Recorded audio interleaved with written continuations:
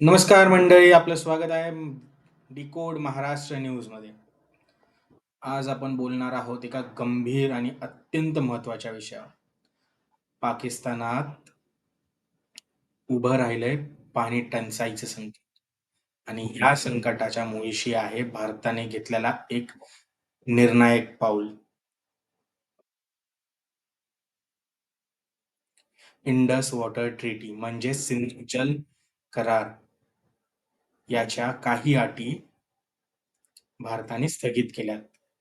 भारत आणि पाकिस्तान याच्यात 1960 साली इंडस वॉटर ट्रीटी झाली होती. हा करार त्या काळाच्या जागतिक राजकीय परिस्थितीत एक महत्त्वाचा टप्पा ठरला होता. या करारानुसार सिंधू आणि झेलम आणि चिनाब या 3 नद्या पाकिस्तानला देण्यात आल्या आणि सतलज, व्यास आणि रावी या 3 नद्या भारताकडे राहिल्या. म्हणजे साधारणपणे असं समजा की या करारानुसार पाण्याचं वाटप दोन्ही देशांमध्ये ठराविक प्रमाणात करण्यात आलं होतं. आता या कराराच्या काही बाबींवर भारताने स्थगिती आणली आहे. म्हणजे थेट करार मोडला नाही, पण तो पुन्हा विचारात घेण्याचा धोरण भारताने स्वीकारले. यामागचं कारण म्हणजे गेल्या काही वर्षापासून पाकिस्तानात चाललेल्या असलेल्या दहशतवादी समर्थन, सीमापार हल्ले आणि भारताच्या विकास प्रकल्पांना सतत अडथळा आणण्याचा प्रयत्न. या घडामोडी पाकिस्तानवर मोठ्या प्रमाणात प्रभाव टाकत आहेत. अहवालानुसार पाकिस्तानातील शेतकरी जवळपास 80% भाग सिंधू नदीच्या प्रवावा प्रवाहावर अवलंबून आहे. या नदीवरून त्याचे धोरण, सिंचन आणि शेतातील पाणीपुरवठा चालतो. पण भारताने प्रवाहावर नियंत्रण आणल्यानंतर पाकिस्तानामध्ये पाण्याची कमकमत तीव्रता होत आहे.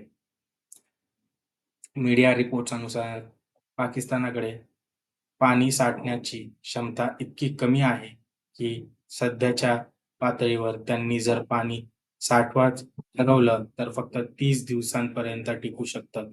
म्हणजे 1 महिन्यापेक्षा जास्त काळ त्यांच्याकडे शेती आणि पिण्याचं पाणीची हमीच नाही.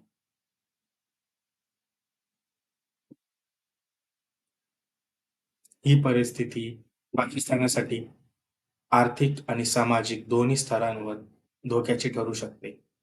शेतीतील उत्पन्न घटल्यास त्याच्या अन्नधान्याची टंचाई वाढेल, महागाई वाढेल आणि त्याचे थेट परिणाम त्यांच्या अर्थव्यवस्थेवर होतील. वीज उत्पादन घटेल आणि उद्योग क्षेत्रातील परिणाम आणि शेवटची लोकमधला अन असंतोष लोकांमधला असंतोष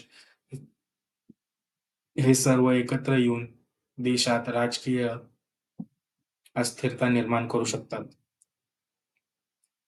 पण भारताने हे पाऊल उचलण्यामागे केवळ राजकीय नव्हे, तर राष्ट्रीय सुरक्षेचा विचार आहे. पण पाणी हे फक्त नैसर्गिक साधन नाही, तर राष्ट्रीय सुरक्षेचा एक महत्त्वाचा हत्यार बनू शकतं. पाकिस्तानने गेल्या अनेक वर्षात दहशतवादी पाठवले, भारतात सोडले आणि खूप त्रास दिला. पहलगाम हल्ल्यानंतर भारत सरकारने हा निर्णय फायनल करून टाकला. भारताने कोणतेही पाऊल आंतरराष्ट्रीय कायद्याच्या विरोधात उचललं नाही. इंडस वॉटर ट्रीटी भारताच्या बाजूने पुरवण्या पु पाणी पुरवठ्याचा एक करार होता. या करारानुसार भारताने दिलेल्या नद्या या पाकिस्तानचा हक्क नाही, तर भारताकडून एक मदत आहे. भारत केवळ आपल्या पाण्याचा वापर, न्याय आणि स्वतःचा हक्क वापरतोय. आता जर आपल्या या घटनेला व्यापक दृष्टिकोनातून पाहिलं, तर हे केवळ भारत-पाकिस्तान यातील वाद नाही, हा संपूर्ण दक्षिण एशियात जल राजकारणाचा प्रश्न आहे. हवामान बदलमुळे आधीच पाण्याची कमतरता वाढली आहे.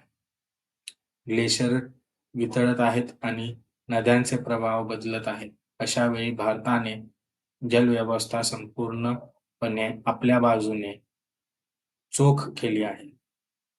पण पाकिस्तानकडे तसे कुठलेही यंत्रणा नाही. त्यातून महाराष्ट्रातील शिकण्यासारखं बरंच काही आहे. आपल्या राज्यात पाऊस प्रमाणे अस्थिर असला तरी आपलं जलधोरण महाराष्ट्राचं मॉडेल तयार करून त्यातून आपण बऱ्याच ठिकाणी पाणीपुरवठा करत आहोत. आणि ते तयार करून आपण अनेक ठिकाणी महाराष्ट्रातील दुष्काळी भागात पोहोचवत आहे. छोटे-मोठे जलाशय, रेन वॉटर हार्वेस्टिंग आणि कृषी क्षेत्रात आधुनिक सिंचन तंत्र हे पुढचं भविष्य आहे. एक गोष्ट स्पष्ट आहे, भारत आज आत्मविश्वासाने आत्मविश्वासाने आणि राष्ट्रीय हिताच्या हेतूने निर्माण करत आहे. काळ बदलला आहे. भारत आता केवळ प्रतिसाद देणार नाही, तर पुढाकार घेऊन देश बनला आहे. पुढाकार घेणारा देश बनला. पाकिस्तानाने जर खरोखर दीर्घकालीन स्थितीवर असेल, तर त्याने भारताशी शांतीपूर्व संबंध प्रस्थापित करण्याची गरज आहे. कारण पाणी, शेती आणि ऊर्जा हे कोणत्याही देशासाठी जीवनरेखा असते. अखेर या संपूर्ण घटनेत भारत देखील आपली भूमिका शांतपणे ठाम ठिकाणी म्हणून ओळखला जाऊ शकतो. पाकिस्तानीसाठी मात्र हा इशारा आहे. सीमेवर कट्टरपंथीयांपेक्षा जर त्यांनी जलसुरक्षेवर लक्ष दिलं असतं, तर आज त्यांना पाण्यासाठी जगभर हाकावं लागलं नसतं. हा होता आपल्या आजचा विश्लेषणाचा रिपोर्ट. डिकोड महाराष्ट्र न्यूजवरून. जय हिंद, वंदे मातरम.